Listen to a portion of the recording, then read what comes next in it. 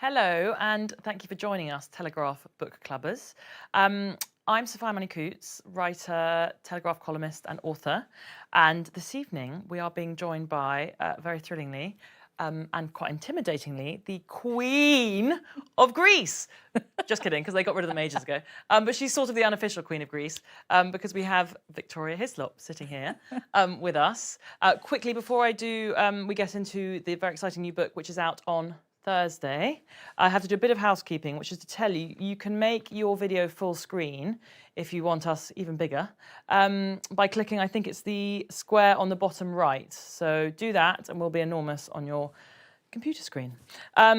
So yes, you are sort of the unofficial Queen of Greece because you've now been made an honorary citizen and you took part in their version of Strictly a couple of years ago, I think? I did, exactly 2 years ago today, I think. No way, it kicked off? It began, yes, it was September, towards the end. So like ours, I suppose, yeah. Yeah, no, it tied in very nicely. Okay. And we even used the same costumes. So they were sort of flying No! between Week by London week? and Athens. Well, depending on the dances that we were all doing, I'd watch somebody on, because I followed the Strictly in London very closely. Yeah. So I'd see how someone's cha-cha had gone. And then, lo and behold, the following week, You got their sweaty dress. Sweaty, stinky armpits. They had time to dry clean them. Anyway. Anyway, sorry, it's completely irrelevant because this is book club, not dance club. So book club, Victoria, your new book, which I think is your 10th. I was doing some maths this morning, are we right? Yes, it's my 10th book. Congratulations, that's amazing. Your 10th book is out on Thursday, The Figurine, which hopefully book clubbers you can see there. I think the best place to start probably is if you just quickly, or not quickly, take as long as you'd like, explain in a nutshell what the story's about. Well, it's about a young woman who is Anglo-Greek, who becomes involved in the crime of archaeological looting. And it's also a story of revenge, of love, of catharsis. It includes quite a lot of the period that I cover is during the junta time in Greece, which is a period of history I haven't really dared to go before, which was the 60... Well, because it was rather recent. It's the 67 to 74 dictatorship. And because that's in very much living memory of many people, I always thought if I describe that too much, the Greeks will come down on me like a ton of bricks. They'll say you're not a citizen anymore, get yes, out. I could get kicked out. But I think I've become bolder. Okay. Because I have half an eye on my Greek audience, even though I'm primarily writing, obviously, in English and for my British audience. But as soon as the book is finished, it's being translated into Greek. And I face usually a sort of barrage of compliments and criticism there. It's a much tougher environment for me. Yeah. So are you nervous, therefore, with this one, if this is more recently political, that the barrage of criticism, are you nervous that you've written about more recent history? And yes, I'm sure definitely in live presentations get people who, because they're very open about being right and left and, you know, nobody hides their politics in Greece.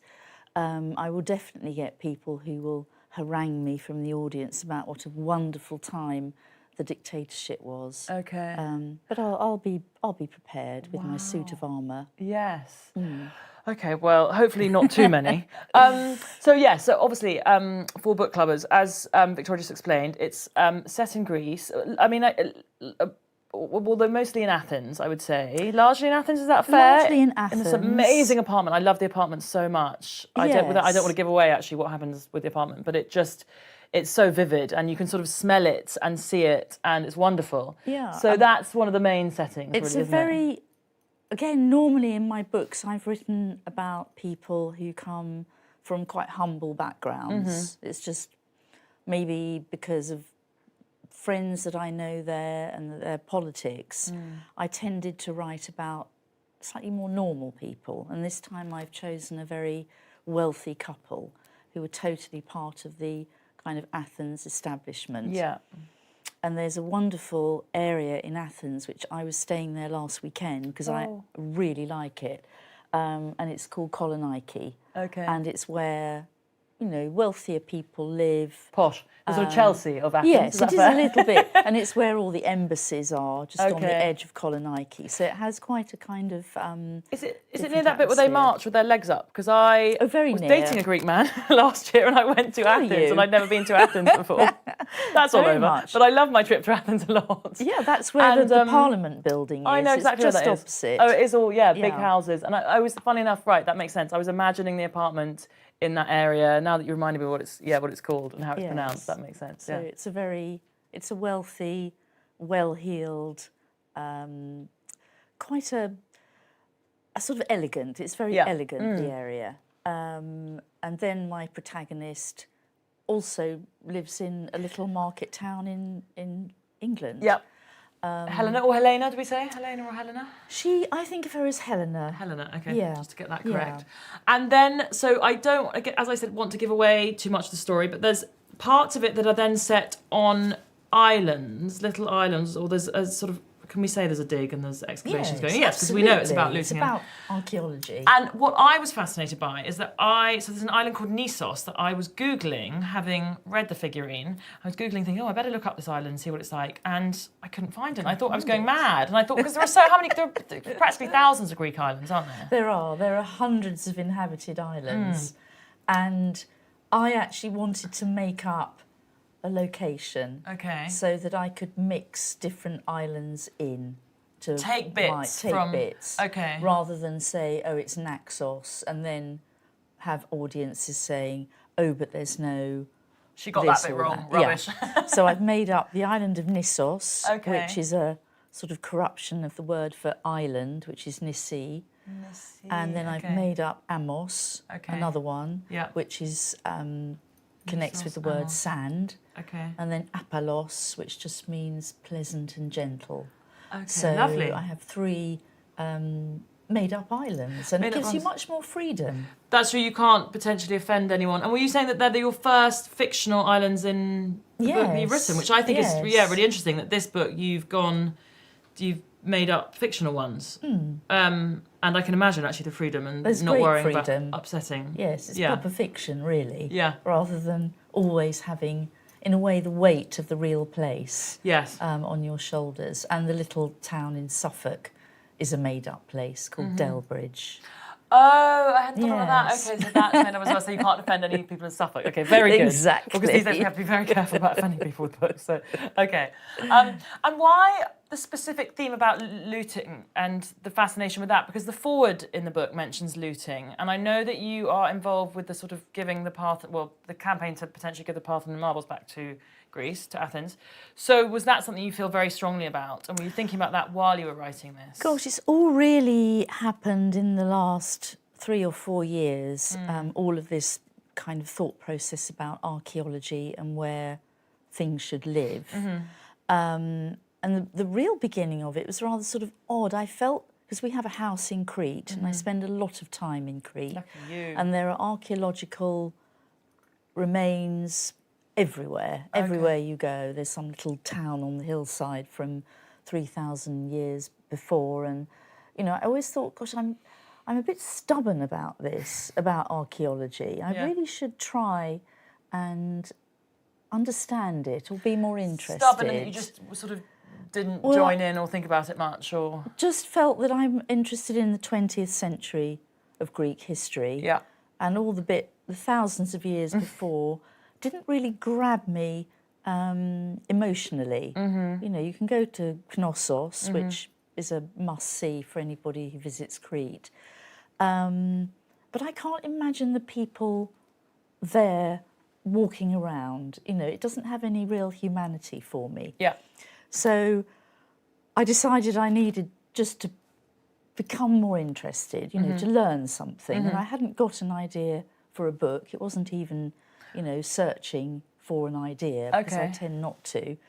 And I met an archaeologist. In Crete? In Greece. A British archaeologist who happened to live very close to where our house is.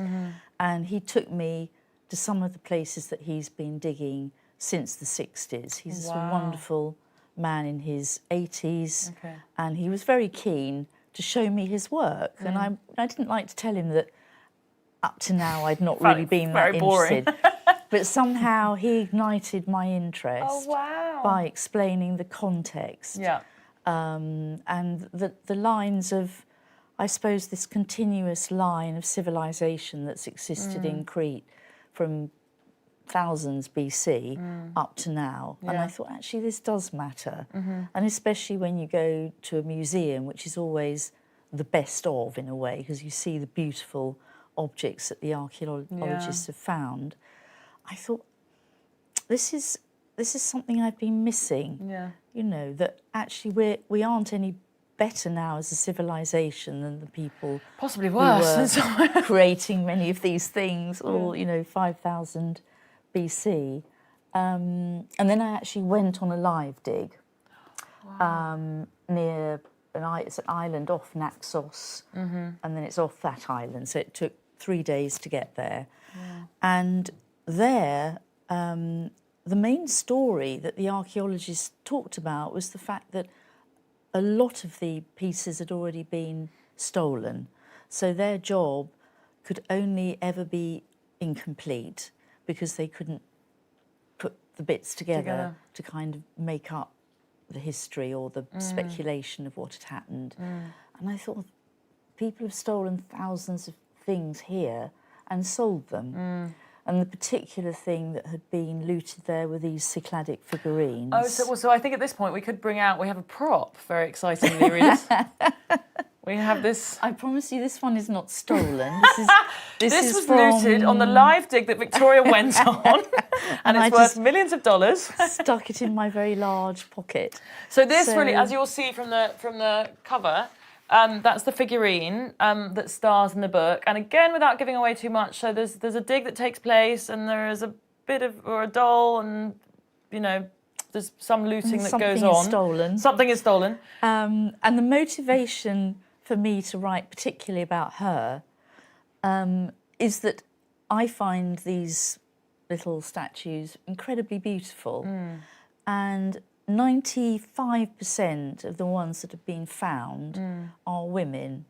So there was some rather wonderful worship of the female. Right, so I was going to say, what, just for people watching at home, what is the in basic terminology, what does she stand for? Why did they make her look like that? Why did they make the same shapes There's a lot of of doll? mystery around her, you know, partly because of the looting that's happened. She's been stolen.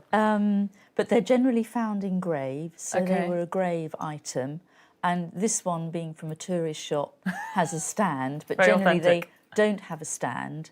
So if you can see their sort of anatomy, they weren't made to stand up, they were made to lie down. Wow. So the archaeologists believe that they were put in the grave to keep the dead person company. Generally, they have a very small sign of a protruding abdomen. So pregnant or just womanly? To show fertility. Yeah. Big dinner. Small breasts, always. And the arms always folded in that very particular way, which is quite mysterious. The left on top of the right. So there's mystery around them because so many have gone missing. So we don't know why specifically they were made. They were put in graves, we think. No, we they just can't don't know tell. why. I mean, this is a time, these were date back to 5,000 BC. But before any, actually most of them 3,000, 3,500. But they were made in a period before there was any writing. So there's no actual way of being sure about why they were all very much based on the model of this one, with the same nose, this little pubic triangle. Her bikini bottoms. Yeah, and the way she stands, and some of them look up to the stars. They have a more tilted head. But yeah. And they have been sold, is it true? Because there's... for literally millions of dollars. Yes. In a sense, it's hard to say that modern artists made them a problem, but people like Modigliani and Henry Moore were equally inspired by this kind of simplicity of form, because she does look very modern. Yeah, and in many ways, yeah. Some of their sculptures, you know, are not replicas, but they have the same kind of very pared back shape. And that made people think, oh, I would like one of those in my house.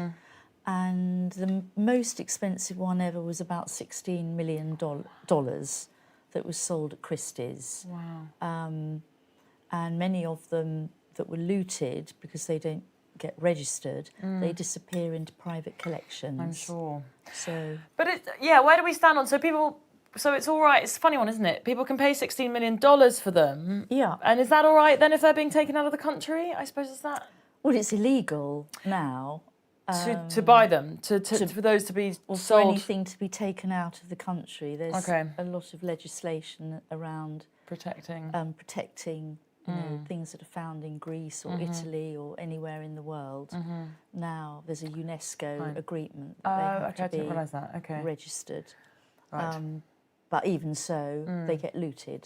So and it's still going on now. Yeah, absolutely. So you went on that live dig, and they were digging for those dolls, and that captivated you. And then how did you go about weaving the story and coming out with Helena and combining the political period of the time? And how does that all come about? Gosh, well, I began with myself. Okay. Because at the heart of any novel, I'm in there somewhere. Okay. Well, that's quite refreshing to say, actually, because I think there's a lot of female writers, I think, there's a lot of people bridle quite often at being asked, you know, how autobiographical is this novel? And I never mind when people ask that, but inevitably I think we put ourselves in books because that's what we know. I think right? You can't not. Yeah, no, I Even completely if you agree. think that you're not, you're in there somewhere. Unless, let's say if I wrote a book that only had male characters, I might not find my way in there. You never know. But when I thought about the junta period, which began in '67, I thought, well, that was when I was alive. I was 7 or 8 years old. You know, I didn't read the Telegraph in those days, although fairly it was soon lying after you around. probably did start reading the Telegraph, didn't you? Yes.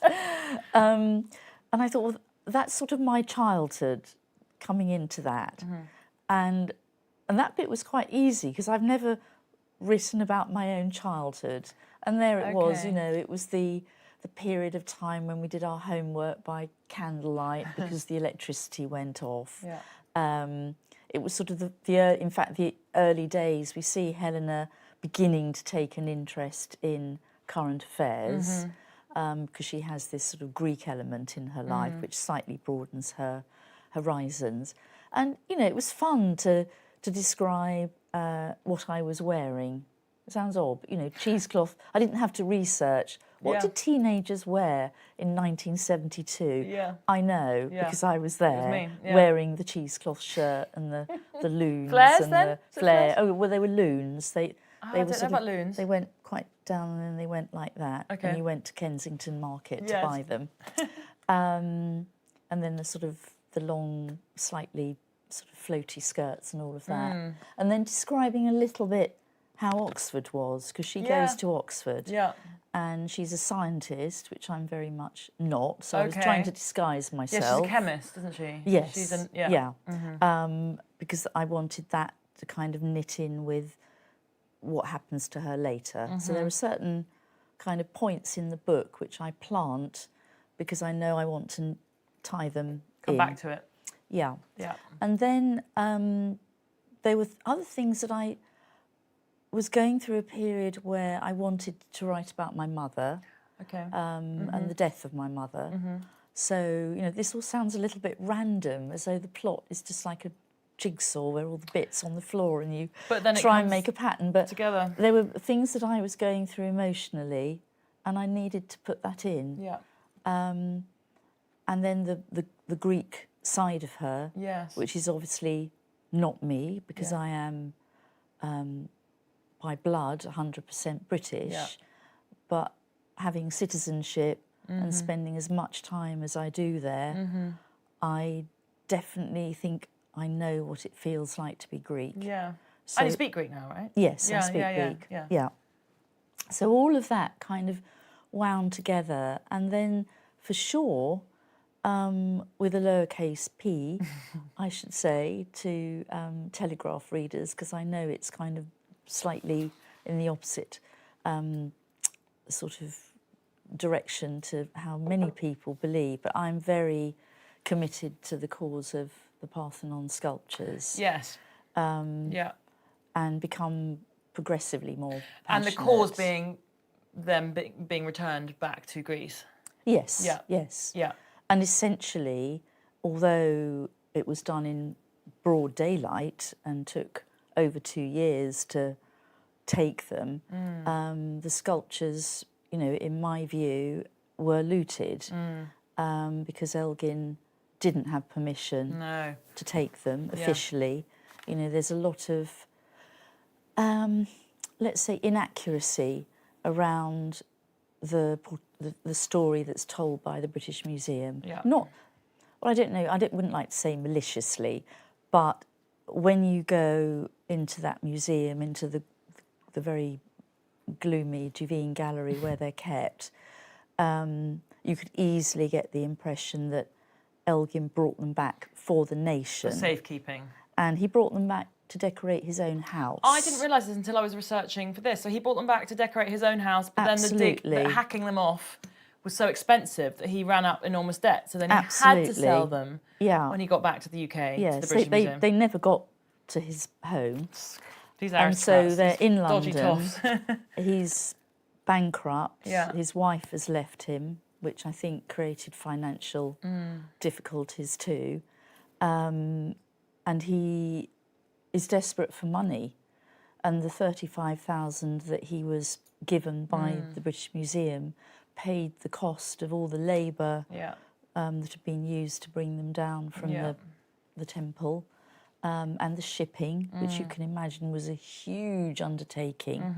In fact, one of the ships sank just off Kythera. With bits on it, so we've lost lots of bits. Yeah. Well, he did. They got the bits up somehow. Somehow they retrieved them, but he had a boat that sank. So he was a bit of a loser, Elgin, to be honest. That's how I see him. I don't quite pity him. No. But an opportunist, I think. An opportunist, yes. I mean, that's a nice way of putting it. Which actually, I suppose, again, without giving away the plot, there is a sort of posh pretender opportunist in the novel, isn't there? There is. Was that sort of influenced by? Yes, I would say Nasty Nick. It probably. Really say you could say Nasty Nick, because I think any intelligent reader, and of course all my readers are very intelligent, will spot him a mile off. Well, I quite loved him at the beginning actually because he's so handsome. Oh yeah, it's women. That's the problem. One of the themes, underlying themes of this story, is the power of beauty. In a way, because it's what it's all about. Yeah. People are seduced by beauty, mesmerised, and they lose their ability to kind of make decent decisions. Yeah, I think that's true. So yes, I like Nick too. I mean, in a love and hate way. Yeah. Because he is a chancer. Yeah. And it's always more fun writing the baddie. Yeah. In a way. Yeah. You can't have all your characters being heroes. Being too good. And in fact, it was a strange thing in the last 2 years. I think it's been on in London several times, and every time I went to Greece, it was on again, was the play Medea. Oh, yes. And essentially she's a heroine, isn't she? Yeah. She's the heroine of that play. Yeah. And yet she murders her children. Yeah. You know, you can have very, very flawed, terrible people, but they are your main character. Yeah, so there's that scene in there, that little glimpse of it. Yeah, where Helena is kind of, it lives with her, the sight of this very angry woman. Yeah, and she learns how to be angry. Yeah, well, actually, on that point, I was particularly captivated because there's sort of this first love storyline, isn't there, that runs throughout it, or, from when they meet. And there was a bit that she said, I actually wrote it down in my notes, but I'm not going to be able to find it now because I've written so many things here. But there's a bit when here we go. There's a few lines at the end of a chapter when it says, the following morning she woke full of rage, an emotion she'd never felt before. It was even stronger than love. And I remember that thing when you've been so in love and it's the first time that you're sort of crossed and it is so painful. And I was very struck by that bit. Did you consciously want to create a first love story? Well, she is quite a naive young woman. Yeah. And she's come from this small little town in Suffolk where nothing happens of any, nothing terrible happens in Delbridge, except people nicking things in Woolies. So, yes, I think I think most people know it, the power of that first love. Yeah. The first cut is the deepest. Rod Stewart and, Had it right. Very true. Euripides, all of them know about that because you don't really know. It's all chemicals, isn't it, ultimately? Yeah. It's not really anything intelligent going on in your brain. No, it's and then you think, how could they? How could they do and this? She's never slept with anyone before, and suddenly this guy just makes love to her in his sordid college bedroom, and life is sort of beginning for her. And outside on the beach or whatever it is. So, I think she's quite a typical young woman, maybe more of the 80s, early 80s than, 2023. But it's a pretty romantic scene, though, isn't it? When being in Greece on an island with this handsome boy, I can see you get very swept up in that. Yes. Bless her, of course she will. Yes, and she does. Yeah. And we'll see. We better not say how bad he is. No, exactly. I don't want to give away any more than that. I'm sure you do always get asked, why do you keep returning to Greece? But you do return to Greece. I mean, obviously there's your book about Spain, but why does it still sort of compel you so much? And how do you keep finding new stories? Gosh, well, stories are just always waiting. They find you. Okay. It's about the only thing I know about story writing. So you never panic when you finish a book and think, oh my God. Not at all. Absolutely not. Yeah. No. I mean, Stephen King wrote the best book ever, and it's called On Writing. I love it, yes. And the aspiring writers, I would say, read it. It's just wonderful. And he compares the sort of process of storytelling with being an archaeologist. I don't know if you... I can't remember it. The stories they're there waiting just to be dug up. Yeah, dusted off. And it's a great metaphor for me that you don't really... People who sort of chew the end of their pencil and discuss with their boyfriend or their wife, what they're going to write and will this work, will that, they haven't actually found the story, I don't think. I think it's something you know and they are waiting. Nothing is really made up by novelists. It's stuff that's kind of already there. Yes, I do agree with that. Well, the other bit that I remember from this book, and I really, again, if anyone's watching this who wants to write or has an idea of a story, I so recommend reading On Writing by Stephen King. Or I've listened to the Audible version as well, and that's also brilliant because I think he reads it. Yeah. And it's just another way to sort of digest all the brilliant things that he tells you about writing. But I remember the other thing that he says, one of the many other brilliant things he says in that book is the stories might be there, but also you have to sit down and try and get to them. This thing of sort of drifting about, whenever I'm sort of trying to come up with a new novel idea, I do quite a lot of walking and the sort of belief that romantically something's just going to waft into my head and then I can sit down and I can write pages and pages. Actually, you have to sit down and for the muse, I think he even talks about the muse, for the muse to land on your shoulder, you have to be sitting down trying to write. You're not just probably going to be in the shower or on a lovely walk somewhere. You may be struck with inspiration at those moments, but actually you do have to spend quite a lot of time sitting down and concentrating for it to work. And I think do you find that? I totally live by his principles. They just resonated with me when I read that book. And I thought you don't just sit down when you feel like it. You sit down at 9 in the morning. It is a job. You've still got to treat it like a job. Like a job, but a job you're very lucky to have. Yeah. So that's how it's doesn't actually connect with your question about why Greece, but I think Greece is full of so much drama and pain and lots of anger and love. It's full of extreme emotions. Everybody there is, you never meet anyone bland when you go to Greece. Lots of characters. Yeah. And I think it's sort of progressively become less likely that I'll find a story anywhere else because it's where I go, where I spend a lot of my time. Yeah.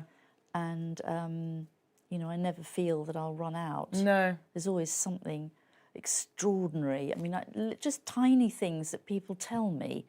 You know, last week when I was there, this friend said, oh, there was this really weird woman in town last week. She went to that wedding dress shop. We were sitting having a coffee. Very fancy, fluffy wedding dress shop. Okay. And this woman, who was about 50 years old and had never been married, she went in and bought a dress, hired a photographer, and had those very romantic, dreamy pictures taken of herself. Sort of sunsets. And I thought, wow, what photos. a character. Yeah. So she was being the bride, Yeah. but she'd kind of run out of hope Yeah. that she was going to have that kind of wedding. Yeah. And then she got some of my friends to kind of stand, you know, it was kind of tragic, but I thought, that's a character. But good on her, in a Good way. on You her. know, yeah, Yeah, she's making it because- happen for herself. Yeah. So Yeah. well, think that there are many, many eccentric people Yeah. in Greece. Yeah. And So My Big yeah. Fat Greek Wedding is the next book. yeah, I think we've had film number 3, haven't we? Yeah, something like I went that. to a wedding with 3,500 people last week in Crete. Wow. Insane. I didn't How long even... does that go on for? Where do you even do that? It was in a pre sports hall? for about 4 or 5 days. Oh no, they have wedding venues if you're wealthy. I'm very naive about Greek weddings. you Sorry, I've never been to hire one. These huge, they call them ethruses, just... Oh it's a bit like going to the Grosvenor House ballroom, Okay. but you have 3 of them in sort of together in a circle. Goodness. So yeah, much inspiration. If you're ever lacking ideas, Yeah. hop on a plane A Greek wedding. to Athens or Does that go on all Crete. day? I'm fascinated by this. They go on all day and all It went night. on all day and all night. I mean, I left way before it finished. 5 in the morning. Do you write in Greece? Do you write out at your house in Crete? I do. Okay. Yes, very Can you, much. and parts of this, can you write it in the UK, or do you need to be, when you're writing about Athens or the, in this case, fictional Yeah. islands, but do you need to be on location, as I it were? prefer to be. Can't always be practical. Mm-hmm. You know, as Stephen King says, you've got to be sitting at a desk with your discipline. So if I'm not in the place that I'm writing about, then I listen to music. What music? Well, people like Theodorakis, Okay, who's their kind of, I wouldn't say he's the equivalent of Beethoven because he's much more recent than that, but a very political composer of the 20th century. And he wrote a lot of orchestral music, so I can't listen to words, but Yeah. I always have music on. And do you have to have, I've listened to writers talk about this, because I can't write to music. I'm always fascinated when people can. Do you change music for books, or can you write? Because some people get into literally, I can't remember who it is now, there's some writer who literally, it's one song that he has per book, and he will just listen to that song on repeat. Oh I my mean, goodness. for months. I wish I could remember who it is. I will remember who it is, and then we'll put it up on a Telegraph event somewhere. Because I was absolutely fascinated by that, and imagine that hearing sounds one like song. you go mad. Yeah, yeah. No, I don't have one. I need a big, many hours. Assortment of music. Yeah, big assortment. And in fact, there's a lot of music talked about in here, or written about, because there's a particular singer who started recording during the Junta period, and his music was banned, and then he kind of reappears in the period afterwards in the Metapolitevsi, and then he becomes a hero of the Greek people. Yeah, because he's still singing now. He's singing tonight in Athens in a huge. He's the most popular singer in the whole of Greece. So I did listen to him a lot when I was writing, because he's actually an offstage character, relevant in the book. Okay. Yeah. Can we just touching on that actually? Can we talk about your research, because all of your books really, or good number of them, you know, there's a lot of very researched history that's gone into them. And I was on your website doing research for this, and I couldn't get over.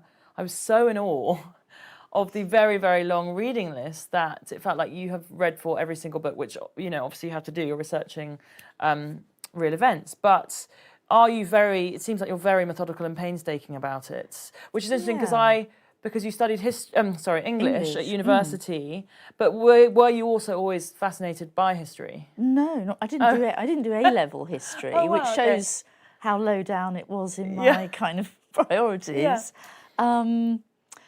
And I don't actually think I'm very methodical, although it's nice of you to think I am. It reads like because you are. Every single book that I list on that list of things I've read, if you look in the back of any non-fiction book, there's pages of bibliography, and I'm always humbled by that. I think the person who's given me this information has read 100 books to give me this. To distill it down. So I always feel I have never done enough because really any non-fiction book I read, I should then read the 100 books that he also read. But life is too short. And but quite often the reading takes you on a path.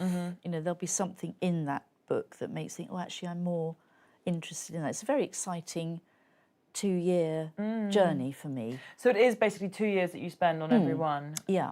And do you try and get, for instance, all the reading and research done before? Yes, so it's 2 years of that. By the sort of process. Yeah, 2 years of the reading, the travelling, yeah, going on digs in this case. Yeah, looting dolls. Yeah, finding dolls in tourist shops.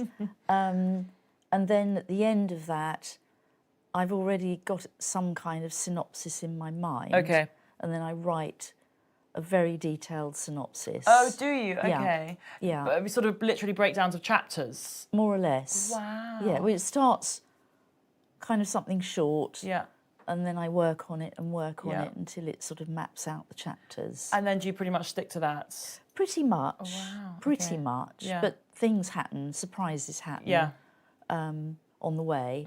So, you know, when I look at it at the end, I'm often I think, oh, that's interesting. Yeah, I didn't see that happening. Yeah. So I'm not a slave to it. Yeah. But it makes me feel secure. Yeah. So that when I've got my sort of Stephen King days of, right, you just sit down at 9, open your laptop, start, I kind of have got a frame that I'm fitting into. You know where you're writing to. Yeah. Which I think is helpful rather than writing into an abyss when you think, oh my God. Yeah, I mean, people do. It's a sort of, there's a much more of a free form way of writing. Yeah. That I admire people who can do it, but it's not me. Marianne Keyes once talk about the fact that she just sits down, she literally has no idea, and she just sits down with characters and starts writing, and that sort of brings that in hives practice. I think that is so amazing that she can sit down and sort of these characters just appear. Yeah. But yeah, no, I'm sort of endlessly fascinated by how people do it, how people get the words out. Yes, I think that's probably rather lovely, just to have characters. Yeah. I did once have a collection of sort of Duplo dolls. Okay. In fact, it was given to me by a really lovely writer called Francesca Seagull. Oh, yes. You know, yes, whose dad wrote Love Story. Yeah. And she gave me, because we had a talk about, you know, what fun it would be just to maybe imagine your characters, have them on your desk. And so sometimes I get those out. Oh, and sort of move them around? Yeah, I'll just look at them and think, yes, that's who you are. Oh, I love that. Oh, I want to give that a go. Okay.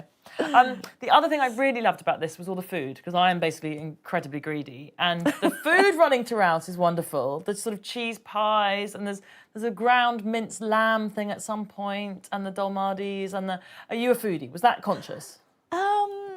I'm not particularly, but the Greeks are. Yeah. It's very important to them. Yeah.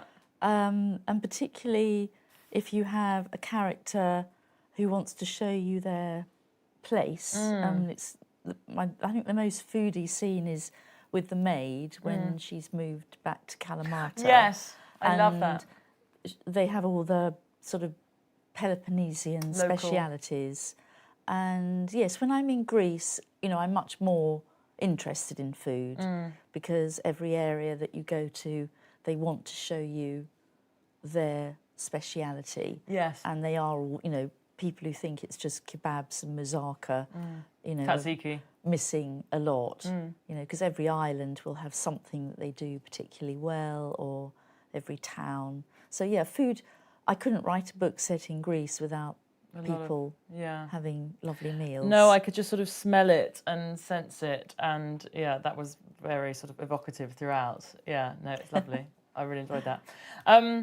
So what is next? So the next one is going to be Greece then? Can we talk about the next? Okay. I haven't dug up my archaeological story idea. A work in progress. And I'm not kind of worrying about it because I know it will come. Yeah. Somehow. Fine. It will present itself. Fine, so you'll just relax, you're sort of content to be relaxed, and the idea will just... Oh gosh, there's people who deliver one book and they've half written the next one. I just think, don't you give yourself a little bit of a break? Yes. Yes, no, quite sort of. Well, there'll be a lot going on, obviously, because this book is out on Thursday. A lot of, Yeah, because I travel to Greece to promote it there, so I've got to face my barrage of angry people who loved the Colonel's dictatorship, and I know I will meet them. And then there's France, because I do a lot of promotion in France as well. Okay. So that'll take me up till Christmas. Yeah. How's your French? And it's good. I mean, that's why I think why I can do it, because I don't like being translated. I can't bear it. Oh, but do you speak Spanish as well? Because very much more primitive Spanish. I did more when I was writing my Spanish book. Yeah. So I spent months and months living in Spain. Yeah. But that slightly got pushed aside by the Greek now. Yeah. So I can only deal with 3 languages in my head. No, I think 3 languages is pretty good. Yeah, it's enough for me. My small head. No, that's very brilliant. Brilliant. Okay, well, I think we're probably almost ready to take... I think some of you have been sending in some questions. So I'm going to pick up my whizzy iPad here and have a look at some of these in no particular order.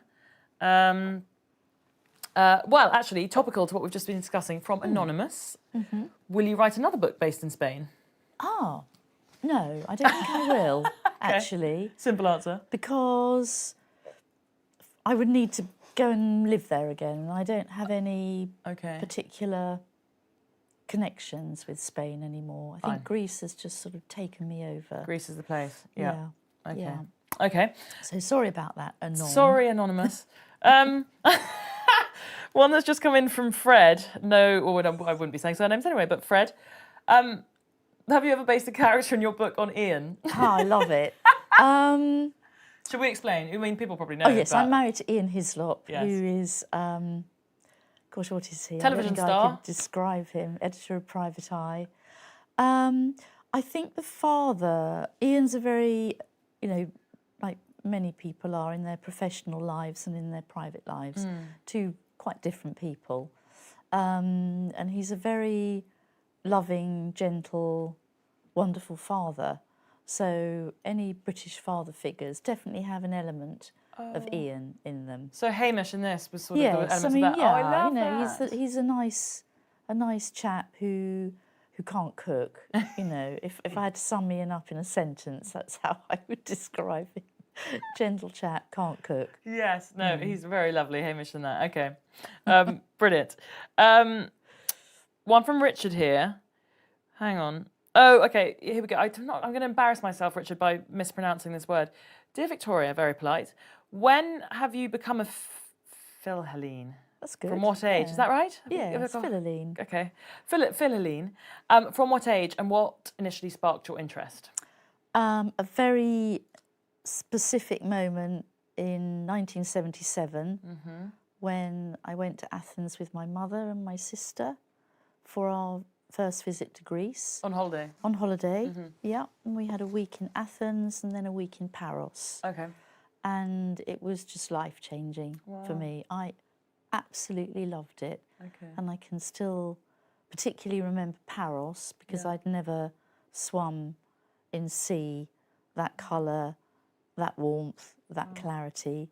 And somewhere, and interestingly, it's completely illegal, and I'm now declaring it as a sort of a sin to have done this. I have a tiny little matchbox full of tiny shells. So you looted? I shouldn't have done because you're not meant to take anything with you. But back in the 70s, we were less tuned into these things. So I didn't find any old bits of pottery or ceramic and put them in my suitcase. But I just fell in love with it. And do you still have them, the little shells? The shells, yes, I do. Yes, I absolutely do. And they're a quarter of the size of a fingernail, and I was just enchanted.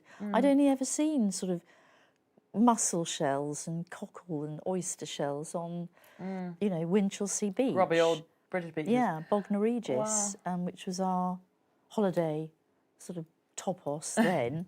And my parents had got divorced. This is why life changed in all sorts of ways when I was a teenager. Yeah. And it meant my mother had to get a job, and her priority was to take us away on beautiful educational holidays. Yeah.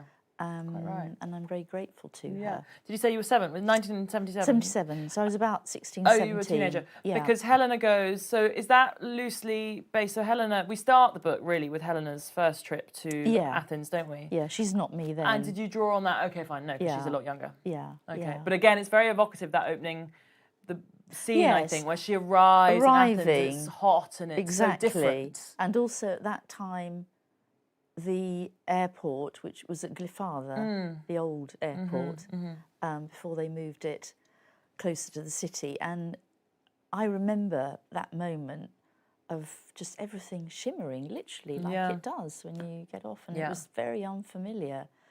And oddly, my sister has really never been back. She doesn't like going anywhere. And I can't keep away. Yeah, so you sort of made it your life. A universal effect. Yeah.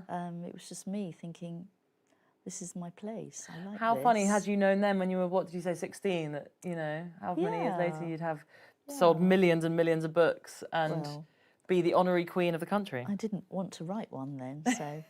What did you want to do then? Then I think I wanted to be a tennis player about that age because it was glamorous. Okay. And there were lots of very successful teenage tennis players. Yeah. And to be honest, I don't really think I knew what I wanted to do, in as much as anybody actually knows how their career will map out. But I definitely didn't want to write novels. Oh, wow. So when did that come about then? When I was about 45. Wow. Yeah. And that was when you published, that was when The Island came out? Yeah. Huh. Yeah. And then you knew this is the life and for then me. I thought, oh, this is nice, Yeah. writing stories.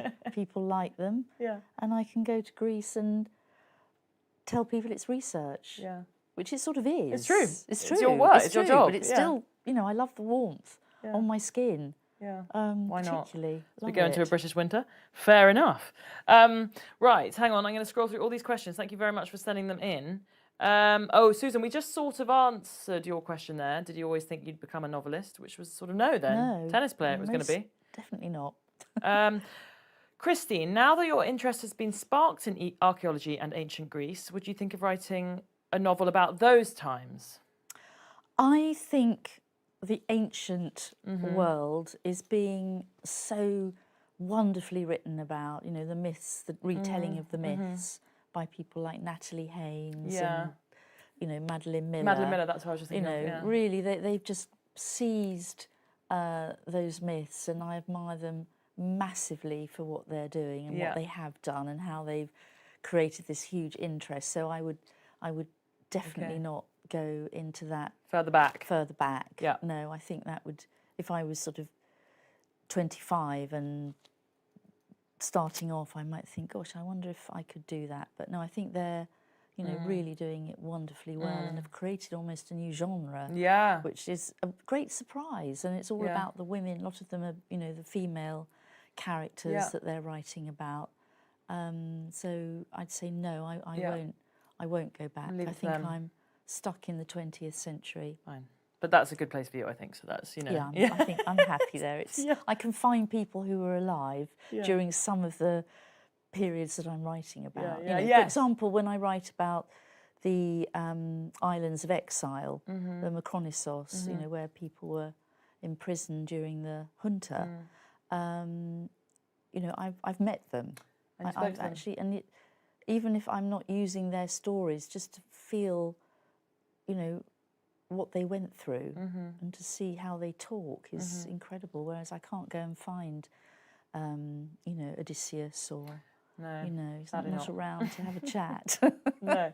And I think, did you do that for the island as well? Did you find relatives or descendants? Or, I mean, could you, that same sense of being able to sort of touch the past almost? You could touch the past because it was recent, but at that time I didn't speak a word of Greek. Okay. So I was unable to engage anyone, although they were there, but I didn't know they were there. Yeah. So that was all, in a way, much more off the top of my head. Just the imagining of what it was like. Yeah, okay. Right, hang on. Sarah, we have just returned from Malta, such a wonderful place to discover more about the history of the Maltese Islands and the Med, from Neolithic times to the Knights of St. John to World War II to the present day. Would love to read a novel written by you, Victoria, about Malta. Perhaps one day? ... question mark? Certainly very rich history, Malta. Yeah. Doesn't it? Yeah. And I'm not aware... The Knights of Malta I still get a bit confused by. Yeah. Of novels that have taken... I mean, there probably Is anyone doing that? Yeah. They can send in answers. So yeah. I love the idea. I'm quite attracted by it, but I don't think I can get the depth of knowledge about it now. Because you have such a depth of knowledge about Greece. I feel the more I know about Greece, I don't want to waste the knowledge that I have that I haven't used. Yeah. And so I think it sounds awful, doesn't it, to say sorry, not likely. Well, never say never, but... Never say never. Yes. No. Anonymous, I think this is quite a good one, again, for any aspiring writers, because I know people often feel daunted by this process. Hello, Victoria. How long did it take you to write and find... Well, she's talking about your first novel. How long did it take you to write and find a publisher? That was an interesting one. I love to tell this story because being a story about leprosy, I faced many rejections because even leprosy itself has a stigma. Yeah. It's a disease unlike any other that just creates this sort of aversion in people. Yeah, I can imagine. And it sort of applied to the idea as much as to the subject matter. So that, you know, presenting publishers with they wanted a love story set on a Greek island. Yeah. They really liked that idea because Captain Corelli had kind of been out and been a huge success. But the leprosy put them off. So it took quite a long time. Yeah. Had you written the whole book when you were submitting it to No, agents I'd written a synopsis. Okay. And I think 3 chapters. And for some reason, I don't know why, I felt that I wanted to do it that way rather than write the whole thing. Because I knew if I did it, it would require a lot of research. Yeah. And I just wanted to have some kind of reassurance that I wouldn't be wasting my time. So eventually I found a publisher. Fine. But the rejection, I don't still have the rejection letters, that would be very negative. But it wasn't easy, and you have to persevere. If you believe you have a really good idea, don't be put off by people saying no thank you, because it doesn't stop it being a good idea. And if you have a lot of conviction, then, you know, that can really fill you with fire. Yeah. On that note, I listened to a brilliant podcast with Bonnie Garmus, who wrote Lessons in Chemistry, which I'm sure a lot of readers, viewers have read. Very brilliant. But Bonnie Garmus, I think, not with Lessons in Chemistry, but she notched up 99 rejections over the course. She was a copywriter and she was always trying to write novels, and she notched up 99 rejections. And I think at about, 72, her husband said, "Are we going to carry on with this thing? Are we going to keep going with this writing idea?" And she did keep going. And now look, Lessons in Chemistry has sold practically billions of copies. I think the TV show's about to land any second. And I felt incredibly sort of cheered and amazed and in awe of that, because she just, did keep going. I didn't know that. Anyone watching who's had a few rejections, keep going, because Bonnie Garmus has done all right, and she had 99 of them. So. And I don't think J.K. Rowling was instantly snapped up. No, I think again she was turned out, the boy wizard, and I think people went, "What? The boy what?" Not interested in that. So no, don't be You deterred. just have to keep going and develop, I think, a really thick skin. Another anonymous. If you were starting now, would you choose the self-publishing route? Again, on the same theme. Oh, it must be very tempting, because that didn't exist, when I was starting out. So it wasn't there as an option. I mean, I think if you do self-publish, you've got to be very sort of savvy about promoting and. Well, you have to do it all, don't you? Yeah. Quite tough. Yeah, I think it would be tough. Yeah. But, it can happen. And I've recently read a really brilliant book that was self-published by a kind of youngish writer. Yeah. And I thought, wow, why hasn't this been picked up? Yeah, well, I think more people are. Yeah. Yeah, I hope that. Can you remember what that was? I'm just thinking if readers are it was interested. called Poacher's Priest. Okay. And Good title. it was rather original, but I hope that he'll use it to send to publishers because I think if a book is good, it needs to be properly marketed. Reach the audience. Well, E.L. James, 50 Shades of Grey, of course, that was true. self-published. Yes, true. And again, she did all right.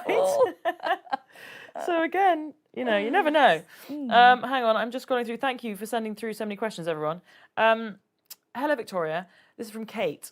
I think we've covered the first question. Kate, you've technically included 3 questions here, but we'll allow it. Did you always envisage being a best-selling author, which I suppose we've touched on, but the best-selling thing is interesting.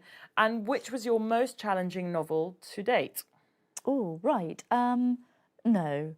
Anyone who envisages, I can't even say it, envisages themselves as a best-selling author, gosh, that's a terrible path, terrible fantasy. I suppose you can dream of it, can't you? Yeah, maybe people do. I don't know. I mean, because that book was about leprosy, I never imagined it would sell. I was thrilled when I found a publisher, but I certainly didn't envisage it would sell in 40 so you had no idea. Be translated into 40 languages. And a bit of me still doesn't really understand, the appeal. I think it has that book must appeal to readers in all sorts of different ways. Yeah.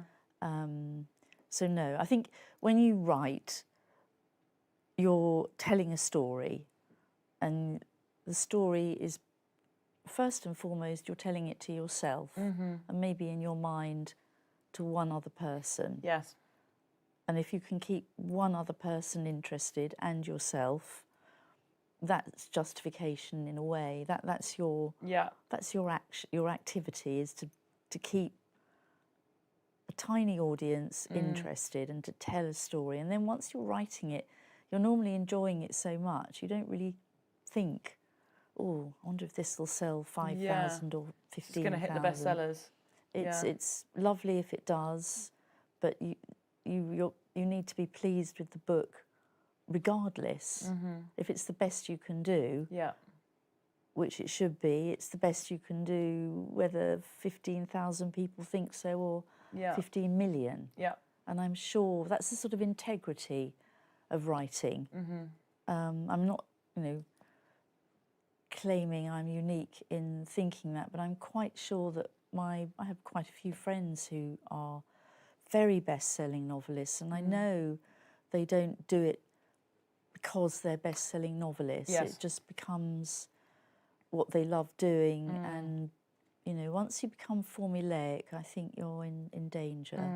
Well, I suppose no one would go into writing really to make money, would they? So no, not you really. would never set out thinking I'm going to. Although actually, I remember what someone once saying. John Grisham apparently did study the top 10 in America or something. I don't know if we're now going to get legal or sued by John Grisham.